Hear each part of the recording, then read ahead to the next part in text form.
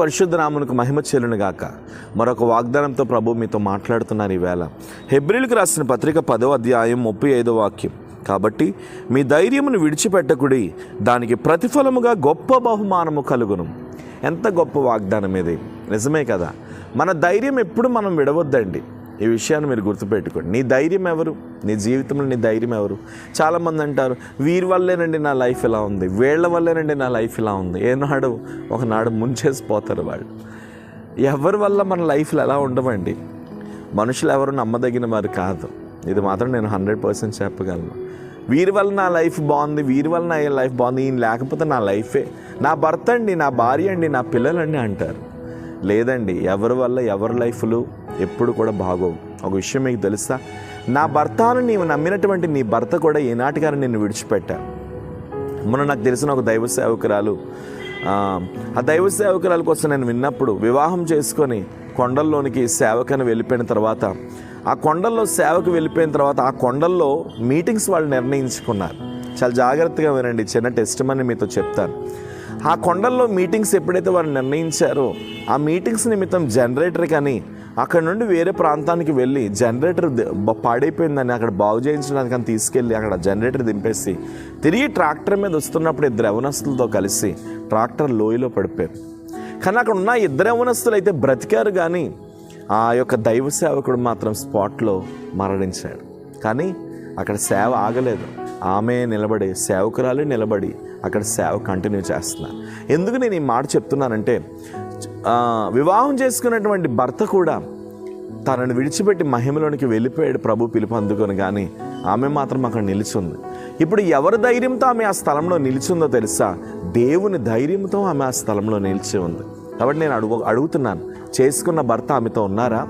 వివాహం చేసుకొని ఇప్పుడు ఆయనే సేవ మొదలుపెట్టారు, ఆయనే ఆ సేవను పునఃప్రారంభించారు. కానీ పునఃప్రారంభించిన సేవకుడు ఆ స్థలంలో లేడు, కానీ సేవకురాలు ఆ స్థలంలో ఉంది. నా భర్తతో నేను వెళ్తానని ఆమె తన సొంత ఇంటిని విడిచిపెట్టి ఆ స్థలానికి వెళ్ళి ఆ సేవ మొదలుపెట్టింది. కానీ ఆ భర్త ఉన్నాడా? చేతిలో చేసి మాట వేసినటువంటి ఆ భర్త నిలిచున్నాడా?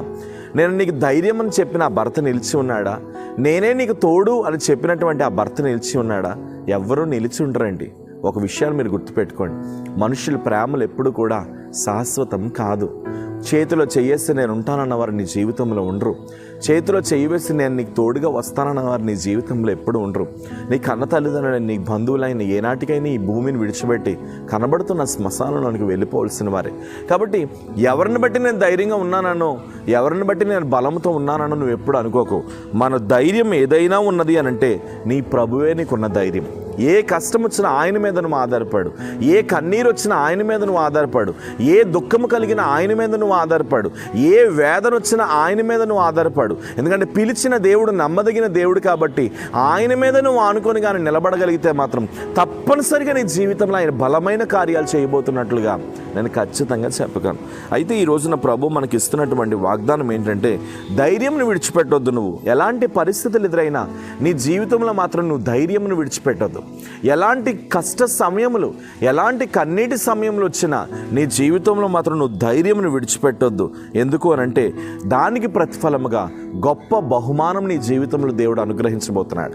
ఈ రోజున ధైర్యాన్ని కోల్పోయి ఓటమి స్థితిలో, ధైర్యాన్ని కోల్పోయి ఓడిపోయిన స్థితిలో, ధైర్యాన్ని కోల్పోయి ఏమీ లేనటువంటి స్థితిలో నువ్వు ఉన్నావా?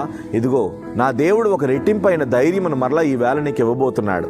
నా దేవుడు ఒక రెట్టింపైన బలమును ఈ వేళ దేవుడు మరలా నీకు ఇవ్వబోతున్నాడు. దానికి ప్రతిఫలముగా గొప్ప బహుమానం నీ జీవితంలో నువ్వు అనుభవించబోతున్నావు. అటు ధైర్యం తెచ్చుకో, మనుషుల వైపు చూడుకో. పిలిచిన దేవుడు నమ్మదగిన దేవుడు. ఎలాంటి పరిస్థితులు ఎదురైనా కృంగిపోకు నాన్న, నిలిచి ఉండు, స్టాండ్ అయి ఉండు. ఖచ్చితంగా దేవుడు కార్యాలు చేస్తాడు. ప్రేమ కలిగిన పరిశుద్ధ తండ్రి, ఎంతమంది అయితే ఈ వాగ్దానం చూస్తున్నారు, ధైర్యంను కోల్పోయిన వారికి నీ ధైర్యంను ప్రకటిస్తున్నాను. ఇప్పుడే వారి హృదయాల్లో నీ ధైర్యం కలుగును గాక, వారి హృదయాల్లో నీ ధైర్యం కలుగును గాక, వారి హృదయాల్లో నీ ధైర్యం కలుగును గాక, వారి హృదయాల్లో నీ బలము కలుగును గాక. ఇప్పుడే వారి హృదయాల్లో నీ అభిషేకము దిగివచ్చును గాక. నీ ధైర్యమును దయచేయండి, నీ బలమును దయచేయండి. ఇప్పుడే ఒక ఉన్నతమైన ప్రెజెన్స్తో మీరు నింపమని ప్రార్థిస్తాను తండ్రి. ధైర్యమును బట్టి కలిగే గొప్ప బహుమానమును మీరు ఇవ్వబోతున్నందుకు స్తోత్రాలు. యేసు నామములో అలాంటి ఉన్నతమైన కృపను మనం ప్రార్థిస్తూ మీరు తాకమని, బలపరచమని, స్థిరపరచమని మీ చేతులకు అప్పగిస్తూ యేసు నామం నీ ప్రార్థన అడుగుచున్నాను తండ్రి. ఆమేన్. God bless you. నిశ్చయంగా దేవుడు నమ్మదగిన వాడు. ధైర్యం తెచ్చుకోండి. బలమైన దేవుడిని మీరు కలిగి ఉన్నారు. అనేకులకి ఈ వాగ్దానం షేర్ చేయండి. Praise the lord. ప్రైజ్.